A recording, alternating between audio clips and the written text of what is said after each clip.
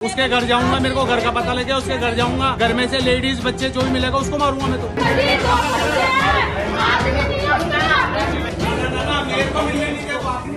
नमस्कार, न्यूज़ 24 देख रहे हैं आप और मैं हूं आपके साथ मुस्कान शास्त्री। आज भी जब कोई औरत किसी मर्द को ना कहती है तो कईयों को ये बात हजम ही नहीं होती। उन्हें ना शब्द का मतलब ही समझ नहीं आता और इसी ना ने एक विधवा भाभी की जान ले ली और जान लेने वाला खुद उसका देवर था। रात का अंधेरा, सुनसान गली और रिश्तों की मर्यादा को लहूलुहान करती एक वारदात।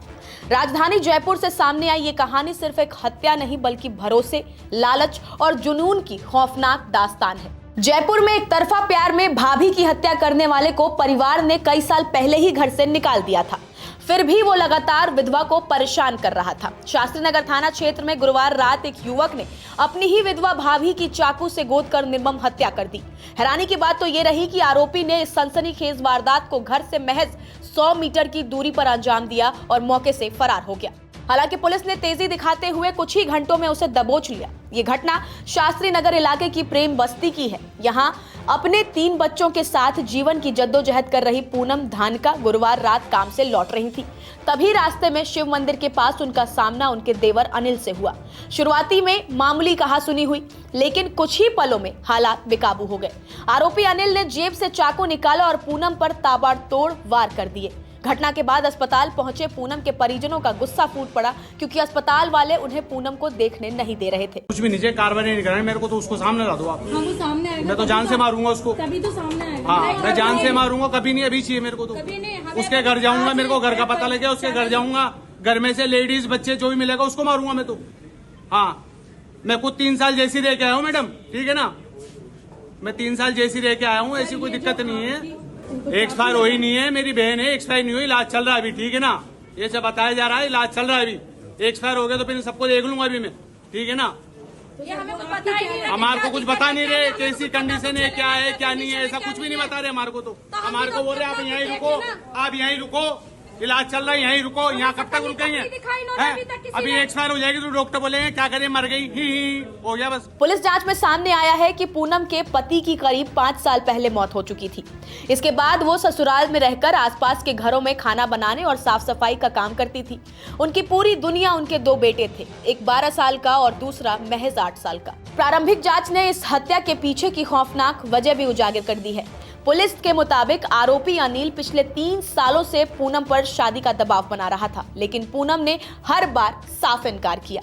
यही इनकार आरोपी के लिए नफरत में बदल गई। सूत्रों के मुताबिक इससे पहले भी अनिल ने पूनम पर जानलेवा हमला किया था, लेकिन तब वो किसी तरह बच गई। हमले के बाद गंभीर रूप से घायल पूनम को स्थानीय लोग कांवटिया अस्पताल लेकर पहुंचे, लेकिन डॉक्टरों ने उन्हें मृत घोषित कर दिया। पूनम की बहन ललिता ने बताया कि अनिल शराब पीने का आदी है। करीब 1 साल पहले अनिल से पूनम के ससुराल वालों ने कह दिया था कि वो यहाँ नहीं आए। जब भी पूनम घर से बाहर निकलती तो वो उसे कई बार परेशान करता था।